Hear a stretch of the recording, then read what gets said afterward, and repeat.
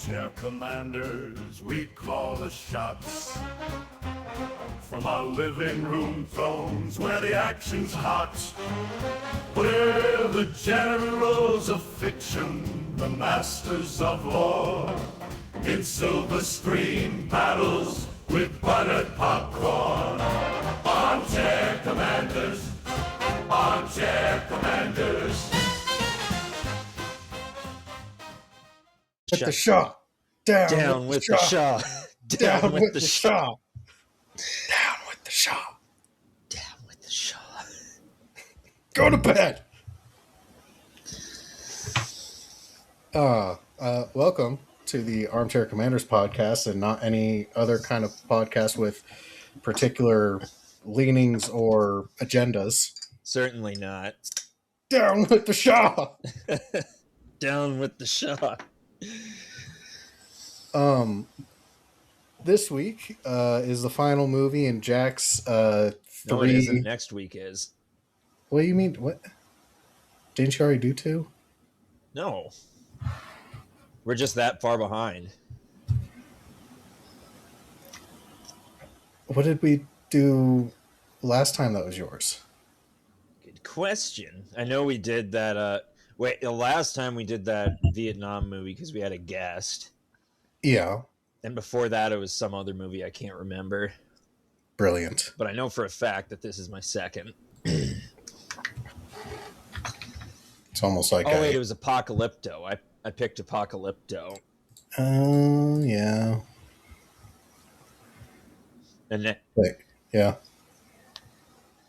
God damn it. You actually do have another movie pick. Fuck. I have a real treat for us next week, though. Okay. Whenever we get around to it. But that comes later. Anyways. Tonight's movie. Persepolis. This actually's been on my watch list for a while now. It has been? Absolutely, yeah. So, I remember hearing about this movie when it came out. I remember because, I've got a baby's brain and an old man's heart. I used to watch CBS Sunday mornings with my parents. And that was the feature on one of their little episodes, is talking with the creator about that and interviewing her about her life and the story itself. And I've just been hearing about it over the years, so I thought, you know what? Now's a good time. Ever since the Merchant Navy kicked your ass. Right. I thought that would be a good time to talk about Iranian history and politics. And I'm not really sure what made that connection. The Iranian Revolution and its impact on feminism in the Middle East? Yes, absolutely. And animation and graphic novels. So why don't we start with the animation? Like, it was such a unique method of storytelling. Not like animation in general, but like the fact that this took on kind of like a, I don't know, like a old-timey like paper puppet kind of show at times, but also like comic book vibes and a little bit of like 90s like just regular cartoon almost. Like the animation in this really let it tell more story with less time. Yeah. It has its own personality. Like, So especially unique. like when her dad is telling stories, like it takes on that like puppet show kind of vibe. Yeah. But then like when she is, I think the really interesting thing is that like the animation responds to her emotional state. Like the bigger her emotions are, like when, like, take for example the scene where, one of her boyfriends ends up cheating with her when she's like spending her time in Europe. Like, she starts talking, like, she's sitting on a bench and is like thinking to herself, like, post, doing the post breakup thing, like, oh, he wasn't actually that good of a guy, and like his breath smelled and this, that, and the other, and like the animation reflected to kind of like made him cartoonishly stupid and bad. And I thought like that was an excellent use of the medium. Yeah. Because like in like any other kind of film, like a character could just be like, oh, he sucks, or like, another character could be like, oh, you don't need to cry too much about it, he was a dickhead, and then they kind of move on with it. Versus like, she talks about her emotions, but then we actually like see them personified. Hmm. And how it affects her storytelling, like when that time when she was a kid at the black market trying, was she trying to buy music or something? Yeah, she was trying to buy cassette tapes. Yeah, and then those two women accosted her, and they probably weren't that much taller than her, but they made like her emotions made them look gargantuan in retrospect and Kind even of more made them turn imposing. into like almost like gargoyles or crows. Yep, monsters. My dad hits me, and my mom is gonna throw me out of the house. uh i I also really like, this hits me in the little punk heart. Like, I don't know if our fans know this, but like, like, me and my wife are a part of like the local punk community, and like we greatly enjoy the punk scene. So the fact that like, here's this like little, 10-year-old girl, wearing a jacket that says punk's not dead incorrectly spelled, like, is hilarious. Especially later on when she gets like older and she like befriends a group of like the punk kids, and it's like, it's almost like she befriended the goth kids from South Park. If you want to be a nonconformist, you have to dress and act the way we do. Right? Like, one of my favorite scenes is when like they're talking about like, you know, the leader of the punk group is like, "Wait, so you've seen like war and revolution and dead bodies?" And she's like, "Yeah." It's like, "Huh, cool." And then they like bitch about like, "Oh no, I have to go to Brazil for my Christmas break." Must be nice. Yeah. So I really liked that, like, calling out the kind of like, The nihilists. yeah, because I don't want to call them posers, but the whole, when you let any particular identity like eat you up so much, like, becomes obnoxious. Hmm. So what was your favorite little vignette? You know, I like the scene with the girl with the thick Iranian accent singing "Eye of the Tiger." So our main character. Yeah, that was amusing. So Miranda watched this movie with me, and this is the first movie that she has watched start to finish with me, and I don't even remember how long. So I think that really speaks to how good this film is, that or how watchable it is. What did she think? Oh, she thought it was great. The thing is that, like, what, I'll save that statement for when I do our rating. But the Eye of the Tiger scene was when our roommate like came into the house.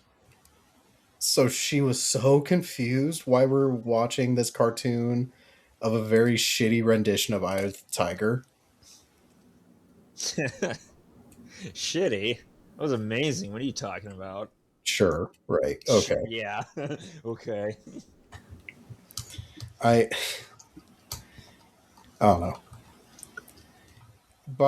By the beginning of our show, I think it should be obvious what my favorite moment in this film is. What? Down with the Shaw. Down with the Shaw. For those of you that can't see, that's my name in this recording session is Down with the Shaw. Just this little like 8-year-old girl chanting like down with the Shaw because like this starts with the Iranian Revolution, so like that's what she sees out in the streets and like in her culture. Like I think it's touched on so well because like later she mentioned she's like once the revolution was over, like everybody was saying they were revolutionary. Even our neighbor who had like a birthmark on her face, like said that her birthmark was like a scar from getting shot at or some shit.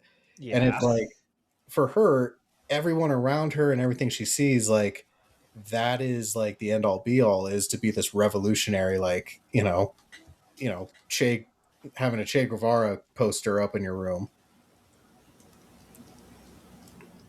Yeah. And the revolution for history buffs out there, it didn't go as planned. After and yeah. Do you have your Discord up? I shouldn't. No, I don't. Why? I am so pissed off. Ever since I don't know what the fuck happened today, but my computer went through like an update or something and it like reset all of my shit, including my settings on Discord. So even though I have it closed out, I still get the little blip blip like notifications. Oh, yep. Those got egregious. I don't understand how it's still happening even though I closed the app out. I think you got to go into the settings itself.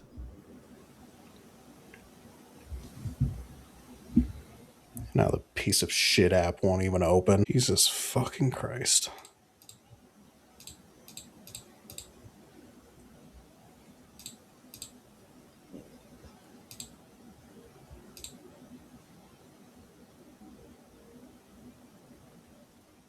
Down with the Shaw. Down with the Discord notification noise. I'm sorry, listeners. I had to take a break because of stupid fucking Discord notifications. So I completely lost track of where we were. Down with the Shaw. Yeah, down with the Shaw. That'll get us back on track. Just if there's a lull in conversation, we forgot where we are. It's just down with the Shaw. Down with the Shaw. But yeah, this movie has so much going for it. Like it is, it's supposed to be this kind of autobiographical type deal, and it's supposed to tell a story of this revolution, but it's more than that. It's like also like her journey just through young adulthood, but also we get to explore so many different personalities and people, and like I can't even do justice to everything that is packed into this film. Like it is an hour and a half long, and I could probably watch this like 3 more times and continue to find stuff. And it has a 2-part graphic novel that I would recommend. Wait, it has a graphic novel? If reading wasn't for nerds. But God pictures. Damn it! Let me guess, you heard the ding. I did. Yep. Just when you think you've got it. Oh.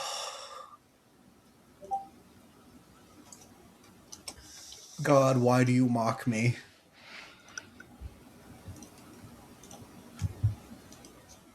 I don't even know if it is going to pop up on the sound of this recording. I mean, I haven't heard it yet. If for what that matters. Well, we'll find out. That's my biggest thing. I can deal with the little blip noises as long as it doesn't show up on this fucking recording. I don't think it will. Maybe. Ugh. Watch this. It's going to be like 90% volume too. Just This episode will become unlistenable just because of fucking Discord. I see you're drinking a Sprite, but not a Sprite cranberry. Does Christmas not mean anything to you? The Sprite cranberry's in the fridge cooling down. I see. Wait, why was it warm? Because I just bought it. Oh, I thought you were a fucking weirdo that heats up a Sprite cranberries. No.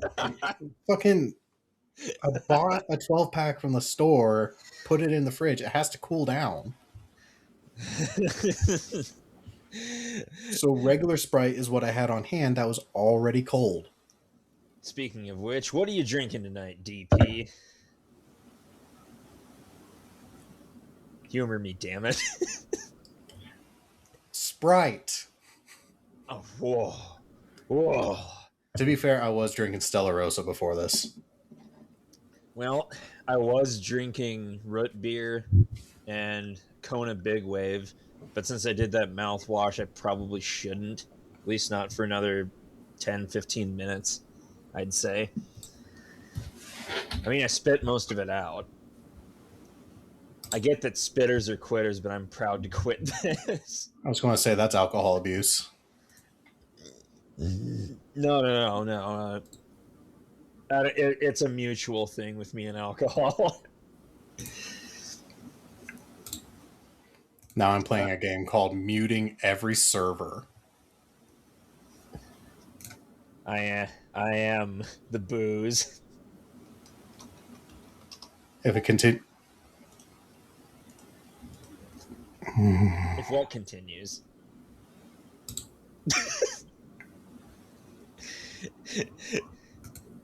Dear listeners, he's looking with murderous intent into his camera right now.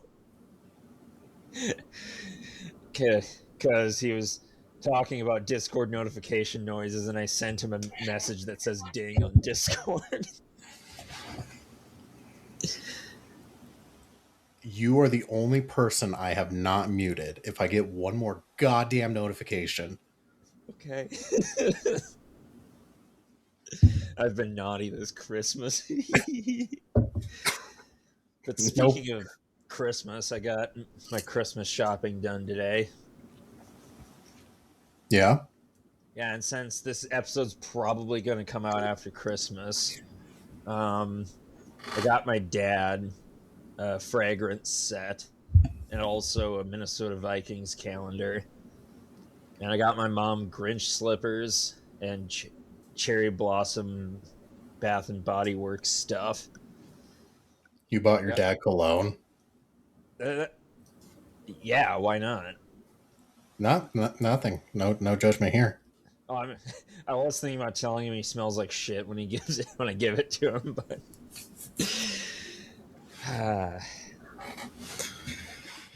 down with Shaw.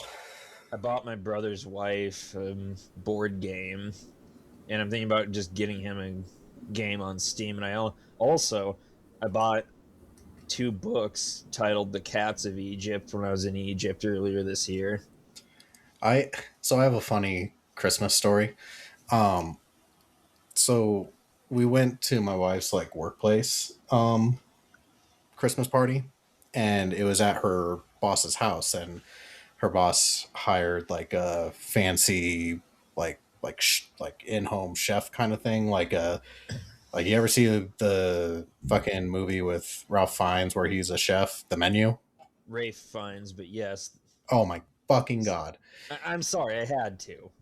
But you know what I mean. Yeah, yes, of course. That kind of vibe where it's here's your part 1 of 8 meal where I give you a dissertation on its meaning, and it's 2 bites, but it's the most tasty shit ever. And then you were called upon to make a dish on the spot, and it's called John's Bullshit. Yes. Anyways, so they did a white elephant gift exchange, but then her boss got all the spouses presents, independent of the white elephant. Thank you for, giving up time with your loved one, that kind of deal. Yeah. And so we get there, and Miranda tells me, she's yeah, she asked me what you're into, and I just told her nerd shit. with no other explanation. Just, what is he into? Nerd shit. End of conversation. Yeah, it's on the money. Yeah, well, nerd shit covers a lot of things. It Um, does. Like having a podcast where you talk with your loser friend about war movies. right. But so the other spouses, they all got the like, I knew exactly, like, you know what you got, but you don't kind of deal, because it was the like the standard, like, I gave you a bottle of alcohol like gift bag, like the tall thin deal. Yeah. And it was just a matter of like, oh, I got this really nice bottle of tequila, or I got this bottle of whiskey, that kind of shit. But mine was different. Like, one of these things is not like the others. Just this like big obnoxious box, and I'm like, it makes me feel wildly uncomfortable. Because I was like, why is mine the only one that's different? And I open it. Mind you, my wife works in the mental health field, so like everybody at this party is like mental health professionals and whatnot. And I open it, and like, my wife has made fun of the fact, like, I've never been formally diagnosed, but I'm pretty sure I'm on the autism spectrum somewhere, and she's joked about that. So yeah, the guy, ladies and gentlemen, the guy who makes submarine models and talks about war movies might have autism. Okay, shut the fuck up. Yeah. Okay. Anyways, I open it, and it's a fucking Lego Harry Potter set, Hell yeah. which I was like, fuck yeah, this is awesome. And then I'm also like, fuck, I'm the only adult at this table who didn't get an adult item. Out of hell with him. You got the most fun item though. I was like, you're real. This is not helping the perception of whether or not I have autism to this group of individuals.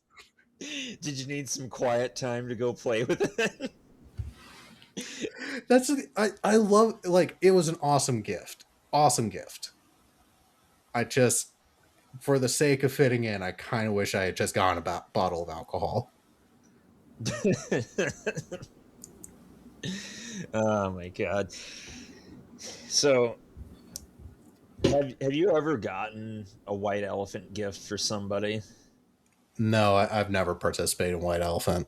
Oh, I have. It's hilarious. But one of my pride and joys is a couple years ago. Actually, more than a couple. This is back when I worked at Child Protective Services. I was traveling to some small town in South Dakota that I can't remember the name of, and it had this quaint little gift shop too. Obviously, mom and pop shop, you know, small, but it was dense, had a lot of stuff in it. And I was just idly browsing because I had time to kill, and I found it. My favorite white elephant gift I've ever gotten. And keep in mind, this was June. I bought this like 6 months in advance. And I found a book titled 101 Fun Bible Crosswords. And I looked through them, and it wasn't fun, like, at all. It was dumb. Well, that's just a matter of opinion. It was so dumb. But, I brought, 6 months later, I kept that with me for 6 months. And I brought it with me to a white elephant gift party. Oh, I can't remember who got it either. Oh wait, no. I remember what happened. So you remember Frank, of course, and Yeah. Frank was at this very same gift party, and it was really weirdly organized. Like, you can pass it or you can have everybody pass their gifts to the left, or you can trade with someone, but you can only do it once. And I figured out the pattern and flow of this, and I was the last one in the order, so I was the last one that could switch his gift for another. And Frank was excited because he got something he really wanted, and I still had my gift, so I switched with him at the last possible minute, and I screwed him over. Good for him. It's character building. But Kids speaking don't of learn. religious crosswords, what do you think of the religious zealotry in this film? That's a loaded question. Because, as you may know, I'm completely not unreligious. Just never made much sense to me. I didn't exactly grow up with a heavily religious family. My Oh, dad has a very cynical view on Abrahamic religions. I thought you My were going to mom say is an Abraham atheist. Lincoln. What? I thought you were going to say my father had a very dim view on Abraham Lincoln. Well, he has said in the past that, oh, well, the Civil War wasn't really about slavery, it was about states' rights. Yeah, states' rights to what, Todd? But, and like I said, my mom's atheist.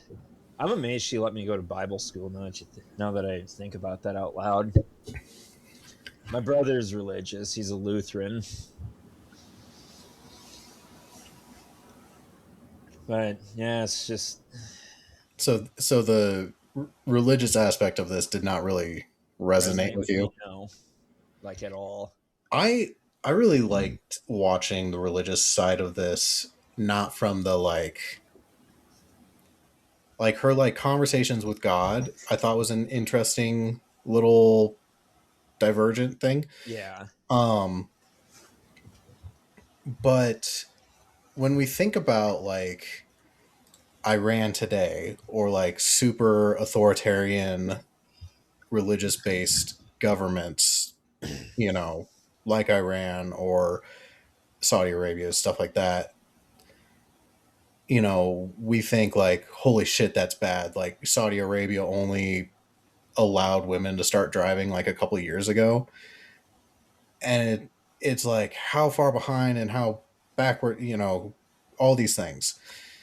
And what I really liked about this film is the fact that it showed that like in this void, like this power vacuum, if you will, of when the Shah is gone and you have these competing groups for, how is this country going to be run? And then, we're also dealing with fucking Saddam invading.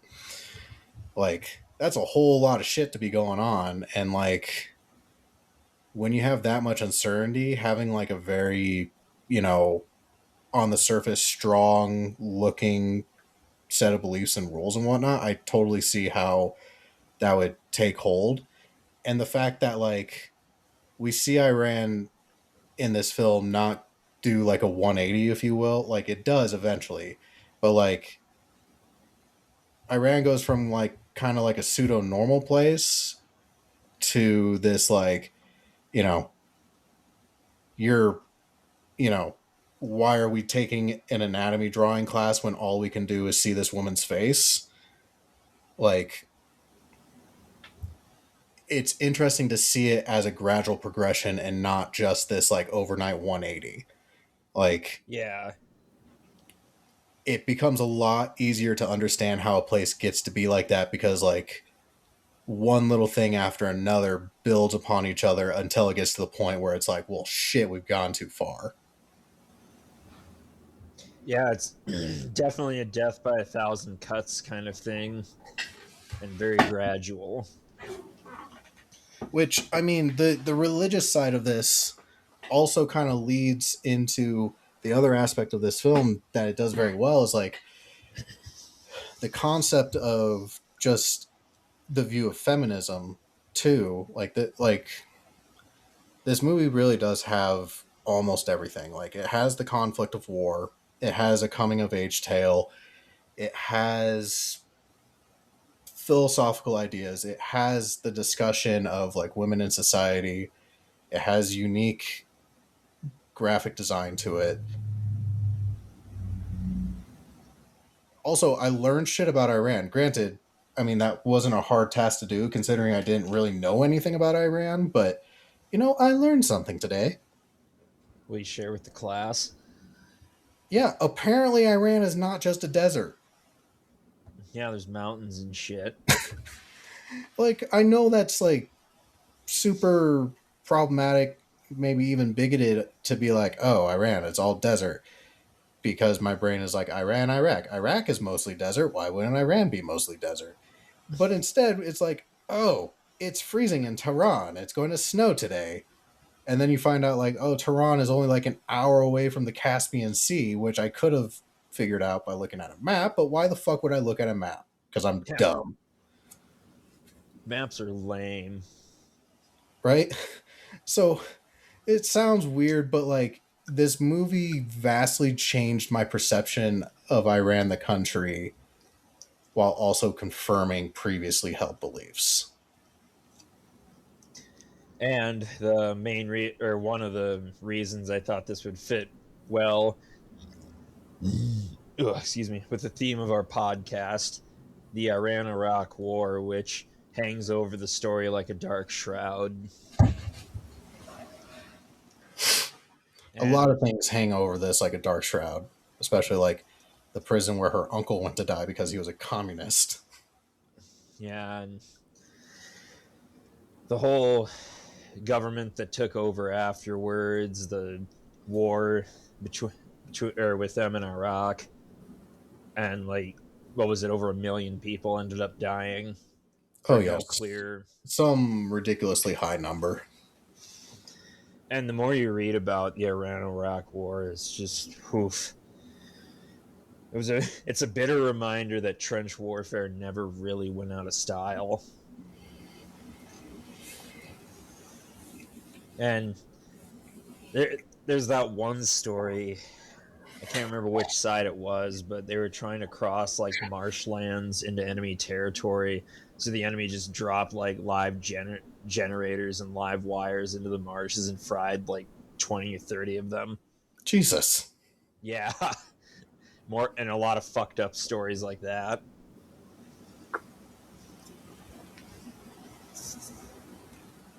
But did any of the soldiers get yelled at for running suggestively? Okay, so I take it back. Like, that is probably my favorite scene in this movie. The scene Where later in the movie where she's falling, like the morality police are following her. Yeah, she misses her bus and understandably runs after it.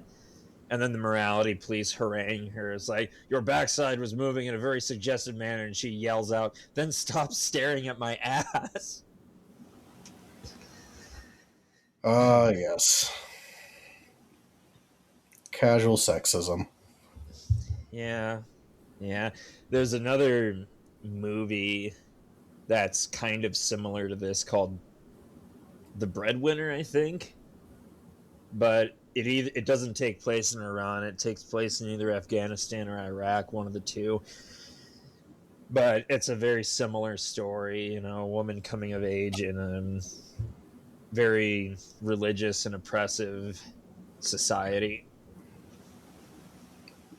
We live in a society. Yeah, we do in fact reside within a civilization. Barely. You'd think. Yeah.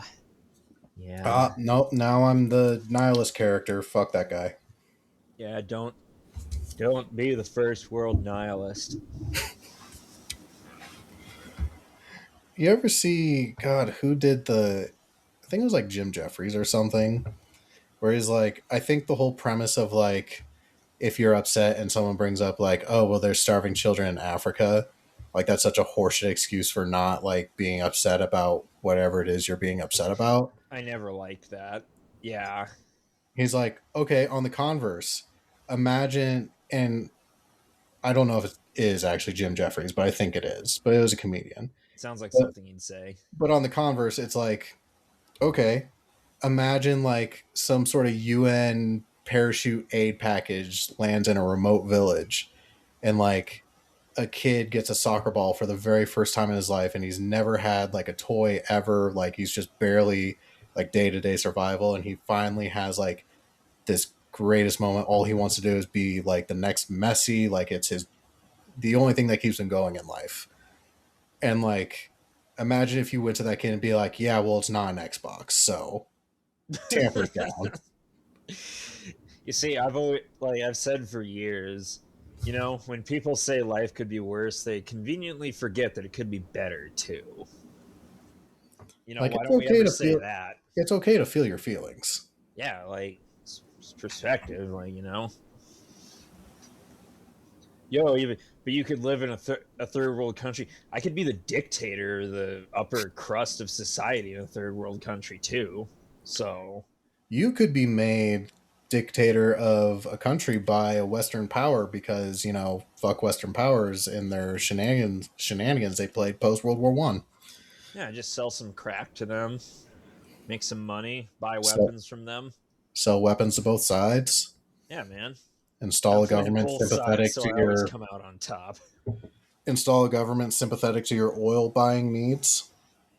Yeah, greased palm between UN officials, I will and they continue. search the facility titled "Not a Nuclear Testing Site," and they don't find anything. I did find it interesting to have like so much like anti-Western rhetoric where it's where they're talking about the fact that Iran was put into a shitty position because Great Britain basically propped up the Shah and whatnot. And like by all means, like you tell whatever story and message you want to tell, but you can't tell me it's a little ironic. Is I don't know if that's the word I want to use. I don't know if it's ironic. It's weird having such an anti-Western message in a film, and the entire film is in French. I mean, yeah, the Or is France French not movie. like France is the West, but not like West West? It still counts. You know, when people say the West, they usually mean Central to Western Europe to America to Canada. I was going to say the U.S. and the EU pretty much constitutes the West. Sometimes, sometimes they include Japan or South Korea in that, but even that's a stretch. Hell, sometimes even Australia. It's about as you could argue that it's so far east that it ends up being west, and it's a Western style liberal democracy, at least in Down with the theory. Shah. Down with the Shah. I How far east do you have to go before you're west? That's a good question. 42. 42. I shit you not. Down with the Shah has just been running on repeat in my head. So much so like little baby girl, she's like 6 weeks old now. Aw. Cute as a button, and she has this habit that whenever she is not swaddled, so like arms are free, she always has one hand fisted straight up in the air above her head. Fight the power. Yeah. So like I started off because I didn't have anything smarter to say. I was like, "Power to the babies." But now for like the last 3 days, anytime I hold her and she's doing her little fist in the air thing, I'm like, "Down with the Shah. Down with the Shah." Like this little kid is going to grow up, fuck it, go to kindergarten day one, just yelling down with the Shaw, and everybody's going to be like, "What the fuck are you talking about?" Down with the Shah.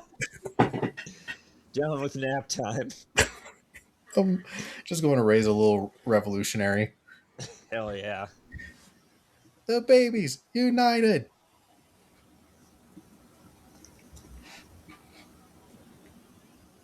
Uh, do you have any other thoughts on this film? If you haven't seen this movie, I strongly recommend you do. You know, it's not a traditional war movie, or at least like the ones we usually review, but that's a good thing. No, Like, this is definitely on the far end of the spectrum for a oh, war yes. movie, but it absolutely is a war movie. It's also like it's 8 other movies in one. There's like, war is not treated gloriously. Like, there is no honor to be had, there is no glory to be found. War is an ugly, horrific thing that gets people killed and hurt. And the real bitch of it all is they're not always soldiers that die. They're And communists. yeah, that's a real fucking fun childhood memory to have, isn't it? You know, hiding in a bomb shelter from Iraqi missiles. Well, actually, nix that. American missiles bought by Iraqis. I think that's more apt. Well, if you recall from the film Oppenheimer, nobody gives a shit who built the bomb. They care who dropped it. Right. Right. Or something. You know, maybe quoting Truman on that might not be the move right now. No. Shut up, pussy. Quote by Truman to Oppenheimer. Get that crybaby out of here. God. Fantastic movie, though, Oppenheimer. Sure is. I was looking it up. This film is actually perfectly timed for us release wise because we'll have this out sometime after Christmas. And the Iranian Revolution began in January of 78 or 79. Down with the Shaw. Down with the Shah. So, realistically, you perfectly timed this movie choice. Are you gonna fucking release this episode saying shit like "Inshallah, down with the Shah"? Yeah, that's going to be the only descriptor in the text bubble. Allahu Akbar. That's not racist. That means by the glory of God or something. I don't need to be on a fucking list. I mean, Not now it's that our not you that's glorious on a list.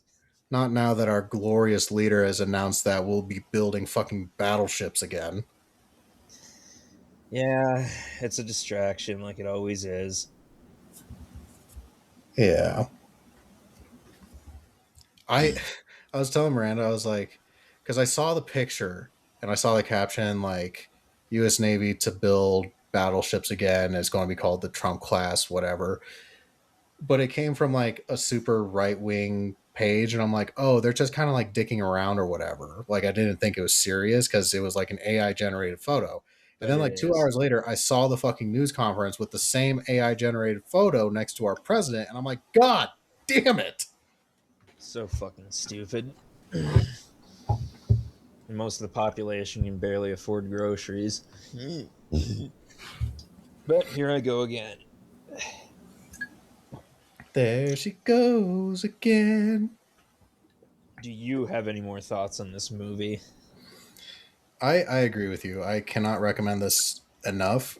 Honestly, this movie wastes no time in its storytelling. Like there's slower parts, there's faster parts, but for an hour and a half film, this story packs so much into it. And I think there is something for everybody in this film. Right. Looking it up on Rotten Tomatoes. What do you think our rating should be? 1 to 5 toppled Shaws. Okay. 1 to 5 Unless- toppled. I was gonna go with 1 to 5 alluring backsides, but that doesn't sound appropriate. Yeah, that kind of goes counter to the feminist Message. message of don't look at my ass. Right. So, toppled Shaws it is. Jonathan, what do you give this movie? This is 5 out of 5. This is damn near perfect. I agree. That's what I was going to give it. 5 out of 5 toppled Shaws. Now, let us see what Rotten Tomatoes gives. Fuck off. I'm not disabling ad block for 96 on the tomometer and 92 on the popcorn meter. Fans don't know shit. Before we end off, I really do find it necessary to mention like the ending of this movie because it's kind of abrupt in a way. Like she just moves away from Iran and she mentions that her grandma dies.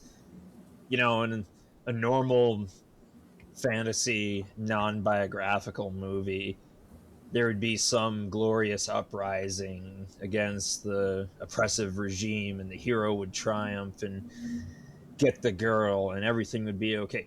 That doesn't happen in real life. Like this goes to show. No, she loses her homeland. It ends on a fucking downer. Yeah, like it normally does. And Revolution doesn't always mean better.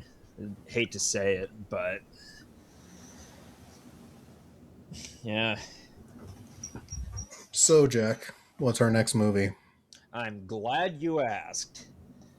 So, I'm sure you've heard the news about Rob Reiner. Yeah, how his son killed him. Yeah, real fucked up. Apparently, he was at a party with Conan O'Brien beforehand, so one too many What? jokes. Yeah, what's the I don't context know. behind I'm that? sure there's a mental illness and a drug component mixed into this. Ah, but do you want to know the title of the movie? Yes, Well, too bad. You can't handle the truth. thank you, A Few thank you, Good Jack. Men, directed by Rob Reiner. It is as good as way as any to close/open the year. Yeah, I haven't seen this movie in ages. I think the last time I saw it, it was like on TV. Wow, that was a long time ago.